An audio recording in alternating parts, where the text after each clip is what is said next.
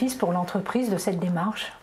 Les bénéfices, c'est aujourd'hui, on est capable, notamment auprès de nos clients, de pouvoir répondre au mieux à leurs besoins.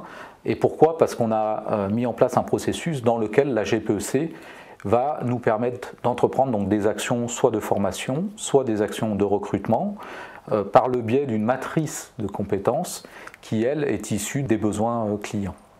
Donc aujourd'hui, vraiment, la valeur ajoutée, c'est ça, c'est qu'on améliore les compétences de l'entreprise, nos clients le voient, ils sont satisfaits, et à côté de ça, c'est également un argument commercial, ce qui nous permet aussi de nous différencier par rapport à nos concurrents. Si vous aviez en face de vous un dirigeant d'une PME qui hésite encore à se lancer dans cette démarche, qu'est-ce que vous avez envie de lui dire? On a voulu répondre à une demande des salariés.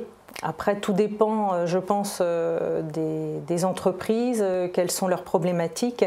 Mais en termes de ressources humaines, ça apporte un plus et ça permet peut-être un gage de fidélité des salariés dans l'entreprise, une meilleure employabilité, une meilleure mobilité de ces salariés. Si vous aviez en face de vous un dirigeant qui est un peu sceptique sur cette démarche compétences, qu'est-ce que vous aimeriez lui dire? Je pense que ce que j'aimerais lui dire, c'est qu'il faut entamer la démarche. Et ensuite, je pense qu'on voit vraiment le bénéfice une fois que la démarche a été mise en place, une fois qu'on a réalisé les premières actions. Là, on se rend vite compte que c'est nécessaire dans le cadre du développement. Je crois que la problématique aujourd'hui, c'est qu'on est beaucoup dans l'opérationnel, on va très vite, on n'a pas beaucoup de temps, et si on n'est pas structuré, organisé, tôt ou tard, en fait, ça pose un problème dans le cadre, je dirais, de l'évolution de la société.